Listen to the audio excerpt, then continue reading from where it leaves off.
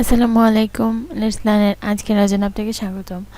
আজকের আয়োজনে থাকছে মুঘল আমলের পর্ব 2 সম্পর্কে। চলুন শুরু করা যাক। মুঘল সম্রাট আকবরের নবরত্নের মধ্যে অন্যতম সভাসদ কে ছিলেন? বীরবল, টোডরমল, আবুল ফজল, ওপরে সব কয়টি? উত্তর হলো ওপরে সব কয়টি। মুঘল সম্রাট আওরঙ্গজেবের ধর্মীয় নীতি কি নামে পরিচিত ছিল? রাহা-ই আদিল, জিজিয়া, দিন-ই-ইলাহি, রাহা-ই-হক। উত্তর হবে জিজিয়া। কোন মুঘল সম্রাট ভারতবর্ষে জিন্দাপি নামে পরিচিত ছিলেন? বাবর, আকবর, আওরঙ্গজেব, শাহজাহান। উত্তর হলো আওরঙ্গজেব।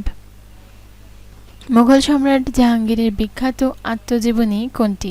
তুজকি জাহাঙ্গীরি, বাবরনামা, আকবরনামা নাকি শাহনামা? উত্তর হলো তুজকি জাহাঙ্গীরি। মুঘল সাম্রাজ্যের প্রতিষ্ঠাতা বাবরের আসল নাম কি ছিল? মুঘল আলী, শাহ মির্জা, জাহির উদ্দিন মোহাম্মদ, শেরশাহ। উত্তর হলো জহির উদ্দিন মোহাম্মদ। মুঘল সম্রাট আকবরের রাজ্য প্রতিষ্ঠাতার যুদ্ধ কোনটি ছিল? পানিপথের দ্বিতীয় যুদ্ধ, চিতোর যুদ্ধ, কনৌজের যুদ্ধ, মেওয়ার যুদ্ধ। উত্তর হলো পানিপথের দ্বিতীয় যুদ্ধ। মুঘল সাম্রাজ্যের কোন সম্রাট তাজমহল নির্মাণ করেছিলেন? বাবর, আকবর, শাহজাহান, আওরঙ্গজেব। উত্তর হলো শাহজাহান। মুঘল সম্রাট আওরঙ্গজেবের মৃত্যুর পর মুঘল সাম্রাজ্য কত বছর টিকে ছিল? প্রায় 50 বছর, প্রায় 75 বছর নাকি প্রায় 150 বছর, প্রায় 200 বছর? উত্তর হলো প্রায় 75 বছর।